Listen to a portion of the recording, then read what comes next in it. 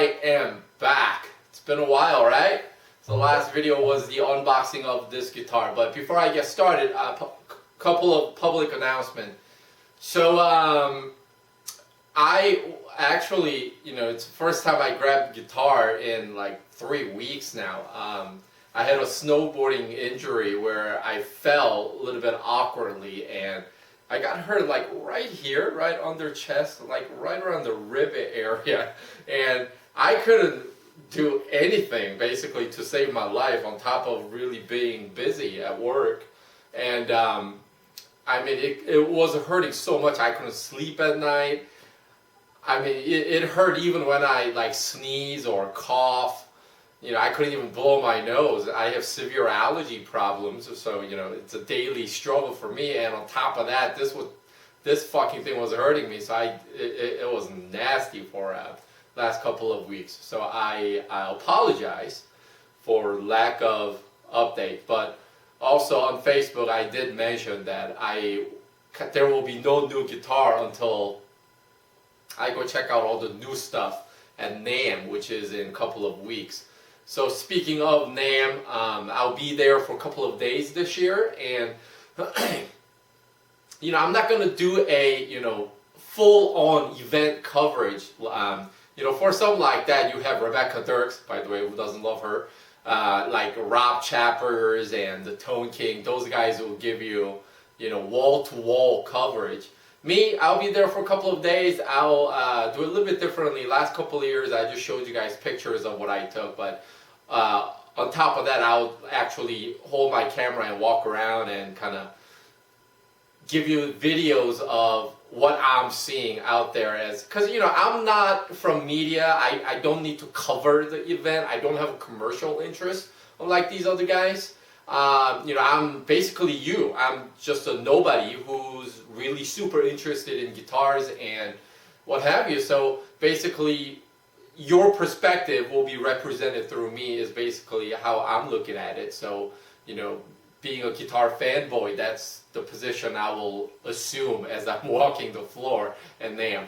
So there you go. That's the announcement. And tomorrow, I actually get to pick up my Les Paul, used Les Paul, but it's new to me.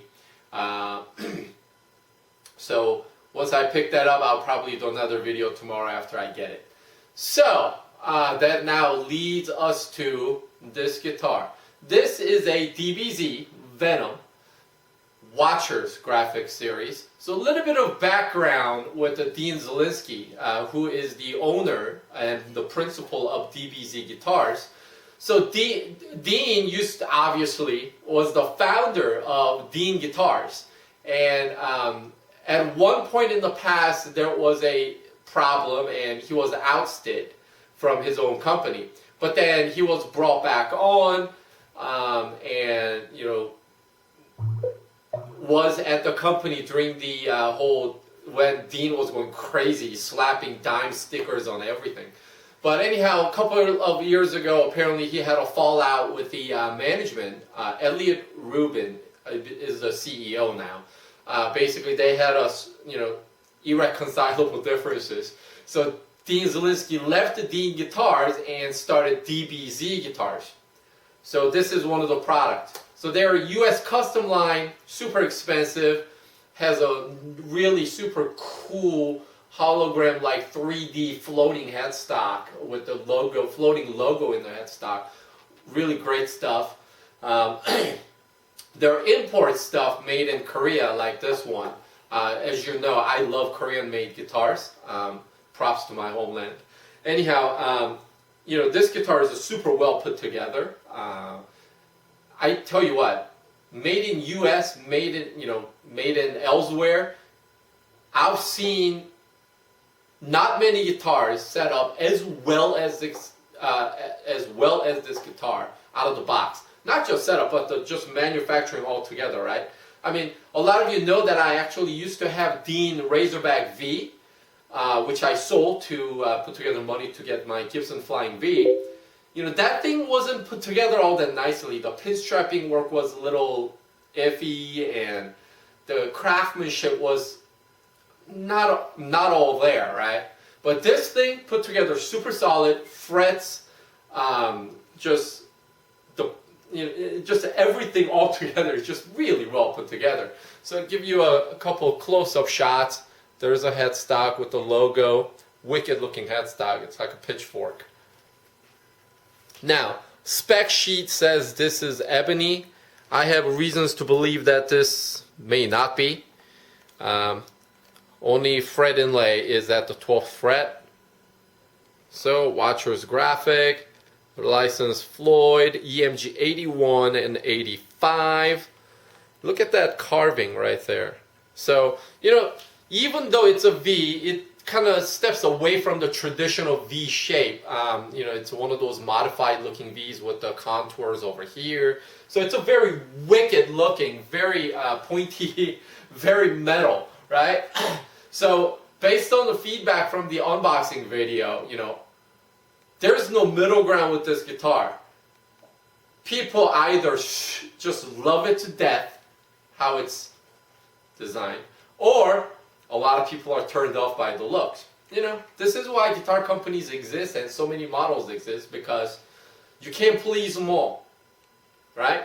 What floats one guy's boat is a downer for the other guy. So anyhow, so there you go. Body is older, very light. Mahogany neck. Like I said, they say ebony fretboard, but to me, it looks just like a darkened rosewood, to be honest with you. Grover tuners, like I said, EMG 81 and 85. I sometimes make fun of EMG 81, 85 or 8160 or what have you, because the tone palette of those pickups, you can put them on broomstick, baseball bat, alder, mahogany, pretty much sound the same is normally what I would say. But having said that, if the pickups are good for Zakk Wylde, James Hetfield, Kirk Hammett, and Kerry King, and so on and so forth, if they are good for those guys, that's good enough for me, right? So with the amp dialed slightly scooped, the brutality and that sharp, edgy attack from the pickups, very evident with this guitar as well. Again, don't let my shitty playing do injustice to the guitar. Super well playing guitar, really nice, very well put together. One of the things that I hated about selling my Dean Razorback V was I was parting with the neck profile that I probably favored the most. ESP neck, Ibanez neck, I love those necks, just as much as anything. But the Dean neck, it's like really pronounced V, where the middle of the neck is, very sharp, it's fat, and then it tapers away very aggressively towards the edge of the fretboard. And when you hold in your hand, it just fits your palm like a tailored fit glove. And I just personally happen to dig that a lot. And I was so happy that Dean carried over that profile with his new line of guitars. So absolutely no complaint about this guitar. So during the unboxing, I mentioned something about that I don't really care for Dean much, and I was just going to just a little bit here. I've held off buying a DBZ guitar for so many years, at least since its inception, I guess, because I really didn't care for Dean, the guy, very much at all. Obviously, the product that he put out, superb, good quality, good stuff. But he has this, rock star attitude on him, where he looks down upon you and kind of looks at you like dirt.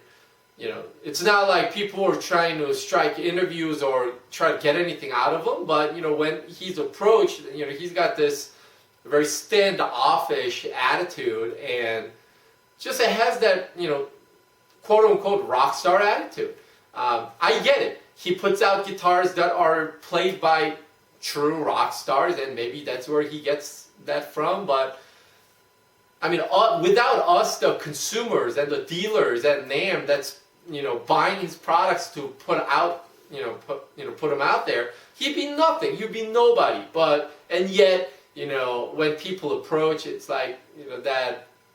attitude. I'm too good. I'm too, cool to talk to you attitude. That I really didn't dig much. In the contrast, you look at guys like Hartley Peavy and like Chris Broderick. You saw the picture of me and Chris from last year's NAMM. For instance, like Chris, I mean, he's a true rock star, right? But when I was like grabbing him, hey, Chris, is it cool if we take pictures together? I mean, the guy could not have been nicer, right? He understands that, without the fans that he'll be nothing. And it's not like it was a photo op where people line up and you pose for a picture. It wasn't one of those, right? I mean, it was just spur of the moment. He happens to be walking. He was running to the Dunlop booth because he has something going on over there. And as we were taking pictures, guys at Dunlop were screaming at Chris to get up there to shield away the peons and nobodies like myself. But you know what? Chris could not have been nicer, could not have been more accommodating. No rock star attitude at all. It's like, hey, dude, it's cool. Let's take a picture together. That I respect and dig so much, but that's not something that I saw from Dean Zielinski. And that's why I held off from buying a DBZ guitar for so long. But this was such a good deal, I ponied up for it. So that's the little backstory on DBZ guitars. So yeah, like I said earlier in the video, I haven't been able to practice. It's not like I practice a lot because of my crazy schedule, but literally I couldn't practice enough to do any justice to the guitar. But just listen to the tone that it puts out, not how shred testing I am, because I'm not, as you know. And you tune into my videos for looking at guitars and hear me talking, not because you want to see me do Yngwie Malmsteen impression. Anyhow, so there you go. Next time I see you will be after I pick up my Les Paul. So after that will be the NAMM, and after that I'll probably be shooting the Les Paul shootout videos that I've been talking to you guys about. If you haven't done so already, go friend me on facebook.com/guitargearguy, and maybe on Monday or so I might have another video for you that deals with something that I do but not with guitars. Surprise. Anyhow, that's it. Until next time, you guys all take care.